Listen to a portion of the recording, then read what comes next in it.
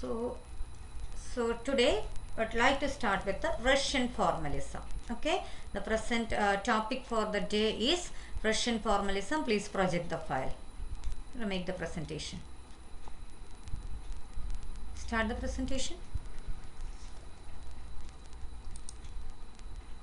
So Russian formalism is the term, the concept we are going to deal today. Okay, this is actually a literary theory or a kind of analysis which originated in Moscow. Before that, Moscow is in Russia, and the term you see there, it's Russian formalism. It's something new. We talk about some theories originating from some region, but this is something special that the very term, the very name itself, we get the idea about the country from which it originated. It doesn't mean that it stayed only in Russia, but it originated in Russia. So the theory originated in the second decade of the 20th century. That's what we see there. After that, before going to all those details, according to the page we have here, let me ask you formalism as a term. What do you know about formal, being formal? Just as an idea, without discussing it in the context of theory, criticism, anything. What do you mean by formalism? Being so formal. Sometimes we tell, oh, we don't be so formal. What do you mean by that idea? What do you have the idea as it as an idea? What is the idea you do hold it according to formalism, formal, being formal? What is that? Anyone has an answer? Being so formal or sometimes formal. What is the idea that we hold about being formal? Sometimes we tell also while we are talking with the friends, we sometimes say, oh, don't be so formal. Even among relatives, we talk like, don't be so formal. You go on. See, like we want a kind of formal. Even we have two varieties of letter writing: formal and informal. If you are writing something for official purpose, it's so formal, and if you are writing something for your friends, it is informal. So here formalism, actually the very idea itself we have here with the formalism, that is something that is why in the beginning let me read it for you. A type of literary theory and analysis which originated in Moscow and St. Petersburg in the second decade of the 20th century. And the next sentence is very important. At first, opponents of the movement of Russian formalism applied the term formalism derogatorily. What do you mean by the term derogatory? What do you mean by the term derogatory? Formalism as a term getting used derogatorily. Derogatory means devaluing, not in a very positive manner. So, of course, the sentence talks about the opponents of this theory using the term derogatorily. That means they really didn't want to appreciate this formalism. And where does this formalism occur? It's not just about letter writing, it's not just about an everyday communication, but we are going to discuss it in the context of writing and literature as well. So that let us see derogatorily because of its focus on the patterns and technical devices of literature to an exclusion of its subject matter and social values. You can see all these terms on the screen, right? So focus on patterns, technical devices of literature, those are given in stars. That means those devices are given importance or validity by the theory, and you can see something given attached with a minus symbol. That means, of course, just as a casual way of representing in this short note, I have used that. It's not something very universal way of writing, but exclusion of subject matter with a negative symbol, of course, you have to take here in this context with respect to this file. It is with the Russian formalism didn't want to give importance to subject matter or social values. From that, let me start. Okay, so formalism. So formalism, whether it is from Russia or any other part of the world, it is every time formalism as such is any theory in literature that believes in form that is more significant than content. So, when you talk about a literary book, let me ask you, you have watched a movie or you have read a book. The first thing you would like to discuss with your friends, some of your friends comes and asks you, oh, you have watched that movie or you have read that book. How is it? What do you have to say about what do you have to comment on that? Of course, you may choose to talk about the main characters or something else like a main theme, character, incidents. All these you talk about. So that is not form but the content of the movie or the book. And here you see a theory which doesn't give importance to such aspects of a book like content or the major theme or characters, but just about the formal features. That means the literary devices. So what happens in that case? That is why this theory had a lot of opposition. This kind of an approach towards literature had a lot of opposition. So what is the reason? What must be the reason for that? Can you identify? You can see what all things are excluded there, or by formalism what all things are relegated to the second position for the sake of giving importance to technical devices. Technical devices, you know at present, what do you mean by a technical device? You have already studied a lot, from simile to metaphor to many other complicated ones, you know, as technical devices in literature. Okay, so even all those things come in prosody. Most of the features you attach with a poem, that is to make the poem somewhat complicated or to make a kind of bring a kind of element of suggestiveness, you use a lot of literary devices, rhythm, rhyme pattern scheme. All these are somewhere literary devices. And you see a kind of theory here which gives importance to all these literary devices but not to the subject matter, which actually the subject matter is the one that a very common reader or a reader who reads the works or writings for the sake of enjoying it or analyzing it at a very basic level, they want the story, they want to know about the story, they want to know about the characters, not always about the devices, technical devices, all these used. And even they do not give importance to social values. Even sometimes we talk about art as something that has the power to move, power to make the readers think. So here Russian formalism doesn't give importance to these things.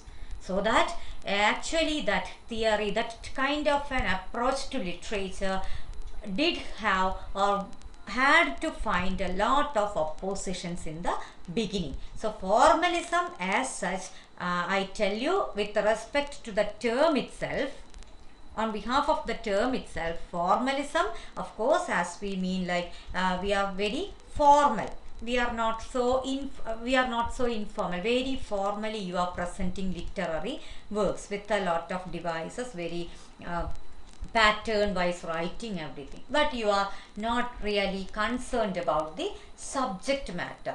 Please keep the presentation intact. The screen, I want that all of you will have to see, watch the screen. Nora, please make the presentation. Continue with the presentation, please. Yeah. Fine.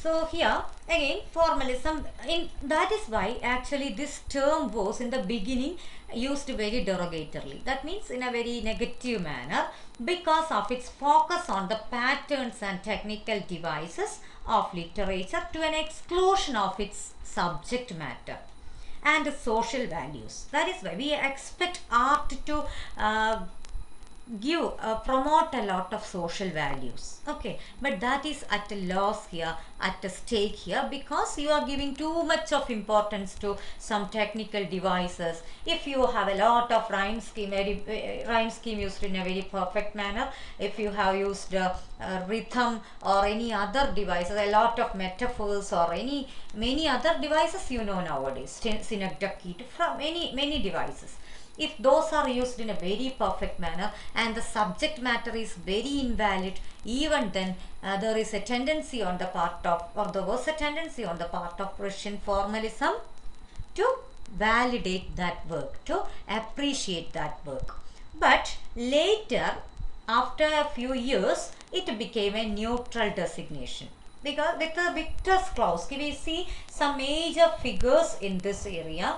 Among the leading representatives of the movement were Victor Sklowski, the term, you please note down the spelling, Victor Sklowski and Roman Jakobson. The second part of Roman Jakobson, it's pronounced to be Roman Jakobson. Actually, in the Malayalam recording, I have done that already. Will send for you. In that, it is pronounced to be, it's wrongly pronounced by me as Roman Jakobson, because I didn't know the pronunciation, exact pronunciation then. Sorry for that, and I take this as an opportunity to correct that. Okay, Roman Jakobson is the exact pronunciation. So now, next we come across formalism views literature primarily as a specialized use of language. Now we come across certain features of formalism. Okay, we will see what formalism actually mean. We will see how they approach literature as such. Here, formalism views literature primarily as a specialized use of language and proposes a fundamental opposition between the literary or poetical use of language and the ordinary or practical use of language. This is the first point they wanted to raise. That means an opposition between the kinds of use of language. That means in literary genres of any kind, not just poetic, any type of literary devices, you see, we have a, that is why we talk about, oh, this is the language of literature. This is not something the ordinary kind. And you see some of the literary way of using, the poetic way of talking. Even sometimes we talk about some dialogues, oh, it's very dramatic. But why do we say that? Because we know drama as a literary genre uses that kind of a special way of saying things. It's not as usual we use in the context of daily life conversation. I'll get you a very beautiful example here. After watching Bahubali movie, we know the way we have the conversations there. One of my cousins, actually a kiddie type, he began to respond to his mother's instructions in the way the conversations are set in the movie.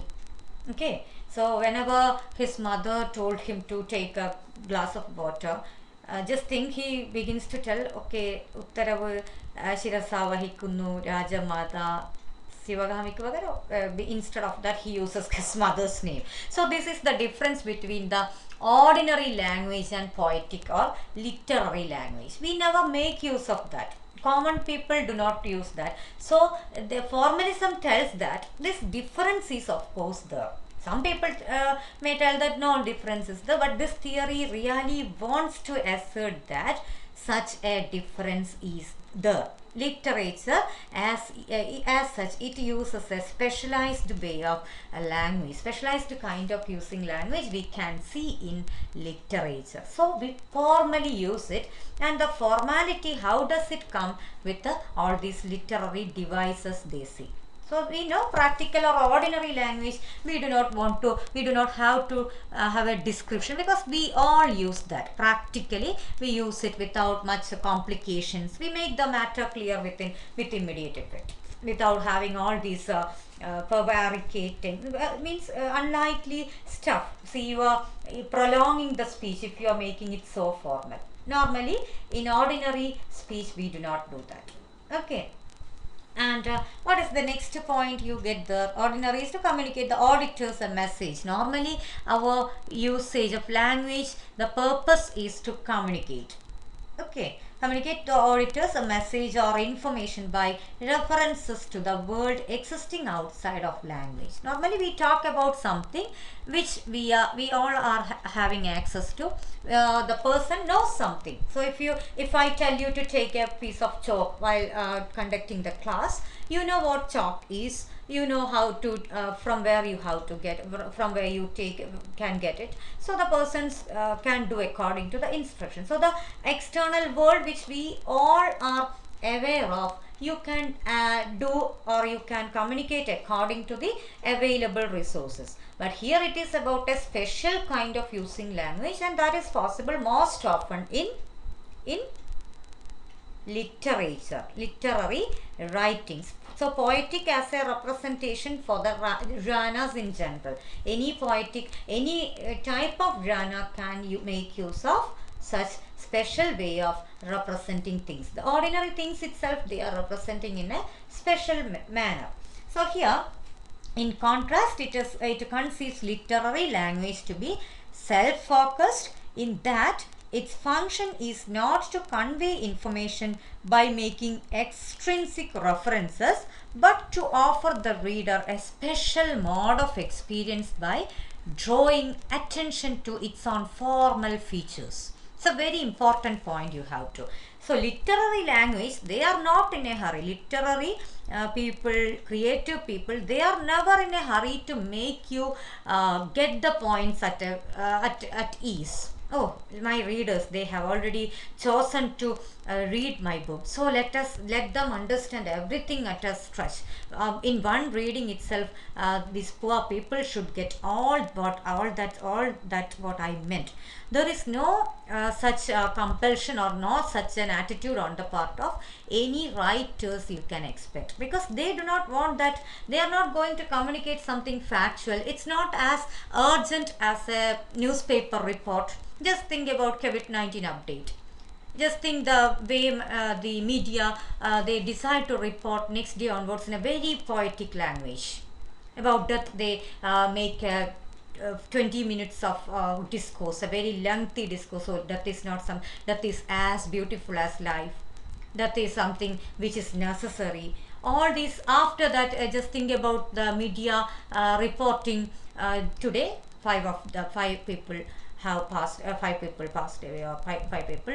The demise is getting reported only after an eloquent speech on death. Just think about the situation. That is not usual in our daily life conversation. So that formalism is something literary. They talk about the literariness of language. That means they are not seeing contrast. The concept literary language to be special focus, self-focused. It is self-focused. If you understand or not, I just don't care. Literature doesn't care. You make the reading, you make 2 or 4 or 5 readings. Then you understand, or you come with your own interpretation. No problem. Because they are not in a hurry to do what? Make the people understand the point. So that we talk about the literariness of language. That is a special function. So function is not to convey information. Do you think that a fiction writer means to convey you some information, some practical values? No. It's about, okay, of course you can draw a lot of points, you can draw life visions, complicated imagery, so everything from the book. But it is not as usual as you read a newspaper for some practical purpose, or getting some information readily with immediate effect. It's not the purpose of literature. Okay, so its function is not to convey information by making extrinsic references, but to offer reader a special mode of experience by drawing attention to its own formal features. That is the point. We go back to Russian formalism, where they are focusing on the literary devices and other such patterns or such features which are special to literature. You cannot find it in newspaper writing. You cannot find it in a very serious scientific essay, but in any other literature texts. Okay, and then drawing attention to its own formal features, that is, to the qualities and internal relations of the linguistic signs themselves. That means the internal relations of the linguistic signs. Just think about, you see a rose flower in front of your home. Yeah, you have it in your you have a rose flower in your garden. Okay, that's just a flower. But when you have a rose, as a yesterday itself we have seen that, see, last class I mentioned you this rose standing as a symbol of beauty. So most often, or you can, at least at times, at least you can see writers using rose not just as a mentioning for rose flower, but as a reference to beauty, to signify beauty. So this is about the internal relations of the linguistic sign. Sometimes sign, symbol, many other devices they make use to have a special way of telling things or using language and literature. So this is the way the linguistics of literature differs from the linguistics of practical discourse. Okay, so this is the way it differs, and its laws are, see, because its laws are oriented toward producing the distinctive features that formalists call literariness. Very important term, it is the literariness. That means it is a special way of using literature. In literature we can see a literariness. Even the ordinary things, when you describe, you can make it very, or you can make it feel like very extraordinary. That means they use the term defamiliarization. Already familiar, but making it in a very, or presenting it in a defamiliarizing manner. That means, of course, we always talk about the same, about poets and writers. All of us see rain. All of us see sea. All of us see rivers and brooks. But not all of us write poems. Some of them compose poems even out of raindrops coming down the window pane. Okay, so this is about the way creativity has its impact on some people, in some people, not in other people. That is again a possibility. But here, this is about presenting something in a defamiliarized manner. That means all of you are familiar with that. Solitary reaper. Many of us might have come across some reapers, someone reaping in a field, but all of us do not think about their songs. All of us do not think about the profound sadness inside their songs. Some poets will think, and they present it in a very defamiliarizing manner. That's why we have some philosophizing aspects for that kind of a ballad. She's just singing a song, and he thinks whether it is something happy, it's about something happy, some happiness of her life, or is it something, is she really sad? We have these features in literature, and Russian formalism especially focuses on formal features of these kinds. Okay, and two other points, just let me get for you. It's idea of foregrounding is one thing, that is, you are foregrounding some features for the other. Okay, that is of course the formal features. Wait, please wait. Wait just a second, Mehtab. Ma'am.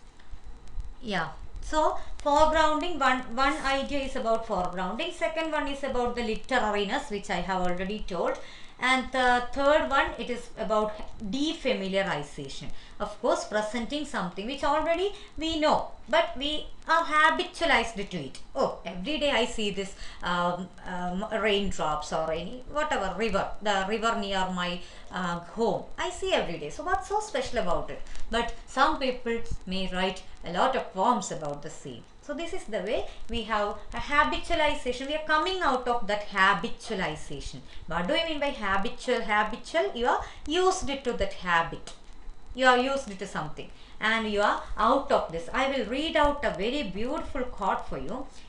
It is there with us every day. Habitualization regarding a quote. With that, I will end up the discussion on Russian formalism in the very formal manner. After that, we will have a very simple description for that for all of you who came late. Now, it is there with us every day. Normally, we have eyes, yet we see not. Ears, yet hear not. When we experience the world around every day, so used to, we fail to appreciate the aesthetics. So that's what you mean by habitualization. You have eyes, you see not. You have ears, you hear not. You have the world around you every day, but you are so used to it, and you fail to appreciate the aesthetics. That's why we have a lot of rivers and seaside, seashore everywhere, but you take tickets and go to other places to watch it, to have a view upon that. So this is the way we always talk about that. We have a proverb in Malayalam, മുറ്റത്തെ മുല്ലയ്ക്ക് മണമില്ല എന്ന് പറയുന്നതിൻ്റെ വേറൊരു വേർഷനാണ്. We have seen just another version of that in another written very beautiful manner here, habitualization. And this habitualization, these writers go out of, and we have formalism with a special way they represent, and we feel like, oh, this is something really extraordinary. That is something which is in front of us. The river is in front of us, the trees are in front of us, the hillside is in front of us, but we never see. We never take time to see that, or we do not spend time to write on that. But writers write on that, and they give a special mode of way, special style of kind of writing, and we have this habitualization out, and we come in a very, we feel like having some defamiliarizing effect with the scene. So that's all with the Russian formalism as a theory of learning. Okay, thank you so much. ഇത് കുറച്ച് ടഫായിട്ടുള്ളതാണ്, അപ്പോൾ അതുകൊണ്ട് ഞാൻ എന്ത് ചെയ്യാം, will do what for you explain in ഒരു ചെറിയ രീതിയിൽ അത് എന്ത് ചെയ്ത് തരാം, എക്സ്പ്ലെയിൻ ചെയ്ത് തരാം. ഓക്കെ, ഞാൻ സ്ക്രീൻ റെക്കോർഡെല്ലാം ചെയ്തിന് കിട്ടീനോന്നൊന്നും അറിയില്ല.